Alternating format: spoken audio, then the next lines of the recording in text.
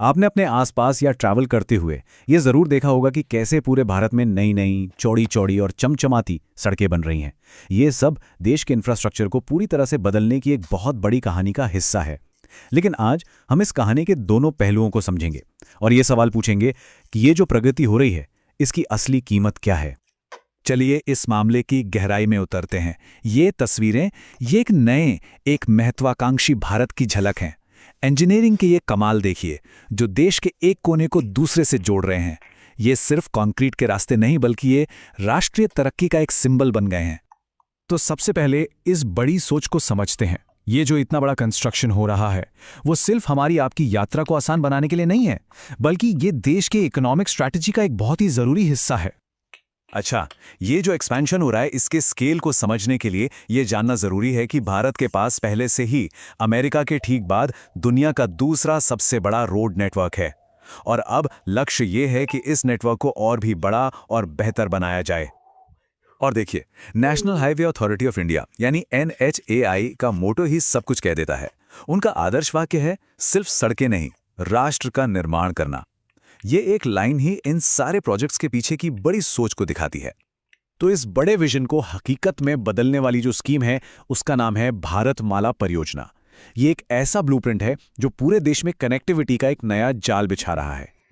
इस योजना का एक बहुत ही महत्वपूर्ण हिस्सा है ग्रीनफील्ड एक्सप्रेसवे। अब ये क्या होता है? देखिए, ये कोई पुरानी सड़क को चौड़ा करना नहीं है। ये एक बिल्कुल नया हाईवे है जो एकदम नए रास्ते पर बनाया जाता है। मतलब ऐसी जमीन से गुजरता है जो पहले अविकसित थी। अक्सर ये खेती की जमीन और गांव होते हैं, ताकि छोटे और तेज रास्ते बनाए जा सकें।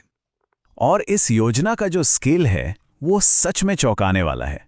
जरा सोचिए, भारतमाला के तहत 24,800 किलोमीटर से ज्यादा नई सड़कें बनाने का प्लान है। इसमें 9,000 किलोमीटर के इकोनॉमिक कॉरिडोर और 800 किलोमीटर के एक्सप्रेसवे शामिल हैं। ये आंकड़े खुद ही इसकी विशालता की कहानी कहते हैं। अगर कुछ उदाहरण देखें तो दिल्ली मुंबई एक्सप्रेसवे लगभग 844 किलोमीटर का है और अमृतसर जामनगर कॉरिडोर 762 किलोमीटर लंबा है। ये सिर्फ नंबर नहीं है, सोचिए कितनी बड़ी बड़ी दूरियां हैं जो अब घंटों में पूरी हो जाएंगी। यही चीज इन योजनाओं को जमीनी हकीकत बनाती है।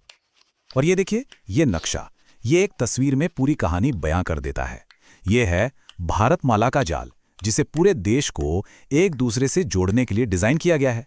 यहाँ पर हर लाइन एक नई आर्थिक धमनी की तरह है, जो विकास को देश के हर कोने तक पहुंचाने का वादा करती है।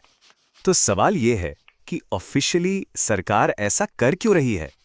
इसका मुख्य मकसद है गाड़ियों को चलाने की लागत यानी ऑपरेटिंग कॉस्ट को 10% तक कम करना और ट्रैवल टाइम में भारी कटौती करना। ये वो सीधे सीधे आर्थिक फायदे हैं जो इन प्रोजेक्ट्स का आधार हैं।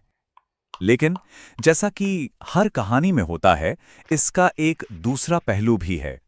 इस नए इंफ्रास्ट्रक्चर की कीमत क्या है और ये कीमत चुका कौन रहा है? यहीं से ये पूरा विश्लेषण एक नया मोड़ लेता है।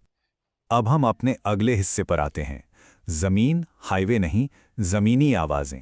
यहां हम उन लोगों की बात करेंगे जिनकी जिंदगी पर इन प्रोजेक्ट्स का सीधा असर पड़ रहा है। जरा इन नक्शों को देखिए। ये साफ दिखाते हैं कि कैसे ये नए एक्सप्रेसवे मौजूदा घरों, खेतों और समुदायों के ठीक बीच से एक नया रास्ता बना रहे हैं। मतलब हर खींची हुई लाइन के नीचे एक बसी बसाई दुनिया है। और उन्हीं लोगों की उसी बसी बसाई दुनिया की आवाज इस नारे में गूंजती है। राजस्थान में विरोध कर रहे किसानों ने कहा, जान दे देंगे लेकिन जमीन नहीं देंगे। ये सिर्फ एक नारा नहीं है, ये उनकी रोजी रोटी और पहचान से जुड़े गहरे डर और दर्द को दिखाता है। तो किसान इसका विरोध कर क्यों रहे हैं? उनकी चिंताएं बहुत प्रैक्टिकल हैं। सबसे पहले उन्हें अपनी सबसे उपजाऊ जमीन खोने का डर है। उनका कहना है कि 15-15 फुट ऊंची सड़कें उनके खेतों को 2 हिस्सों में बांट देंगी। मतलब एक ही खेत के 2 टुकड़े हो जाएंगे, एक इस पार एक उस पार। इससे खेती करना बहुत मुश्किल हो जाएगा। और आखिर में उन्हें लगता है कि ये सुपरफास्ट हाईवे उनके किसी काम के हैं ही नहीं। तो चलिए अब एक ही सड़क के 2 अलग-अलग पहलुओं को आमने सामने रखकर देखते हैं। एक तरफ है विकास का वादा, तो दूसरी तरफ है विस्थापन का दर्द। अगर सरकार के नजरिए से देखें तो अकेले राजस्थान में 9 नए ग्रीनफील्ड एक्सप्रेसवे पर 1 लाख करोड़ रुपए से भी ज्यादा का निवेश किया जा रहा है। ये एक जबरदस्त इन्वेस्टमेंट है जो भविष्य के विकास को गति देने के लिए है। लेकिन इस निवेश की एक और कीमत है। उन्हीं एक्सप्रेसवे में से सिर्फ एक के लिए 6000 बीघा उपजाऊ जमीन का अधिग्रहण किया जाएगा। तो एक तरफ है इन्वेस्टमेंट का एक बहुत बड़ा आंकड़ा और दूसरी तरफ है जमीन का वो टुकड़ा जिस पर किसी का पूरा जीवन निर्भर है। और यहीं पर दो दुनियाएं टकराती हैं। जहां सरकार इसे आर्थिक विकास, तेज कनेक्टिविटी और राष्ट्रीय विकास के रूप में देखती है, वहीं किसानों के लिए इसका मतलब है अपनी रोजी रोटी का नुकसान, बटे हुए समुदाय और अपनी उपजाऊ जमीन का छिन जाना। ये उनके भविष्य पर एक खतरे जैसा है। और यहीं से हम अपने सबसे बड़े सवाल पर पहुंचते हैं, कीमत का सवाल, यानी विकास को परिभाषित करना। ये जो संघर्ष है, ये हमें ये सोचने पर मजबूर करता है कि असल में विकास का मतलब क्या है। तो असल में ये पूरा मामला क्या है? ये एक सीधी सीधी टक्कर है राष्ट्रीय महत्वाकांक्षा और स्थानीय आजीविका के बीच की। एक तरफ देश को आगे ले जाने का सपना है, तो दूसरी तरफ जमीन से जुड़ी जिंदगियों की हकीकत। और इसीलिए ये पूरा विश्लेषण हमें एक बहुत जरूरी सवाल पर लाके छोड़ देता है। एक राष्ट्र अपने लोगों की जिंदगियों को रौंदे बिना अपने भविष्य का निर्माण कैसे कर सकता है?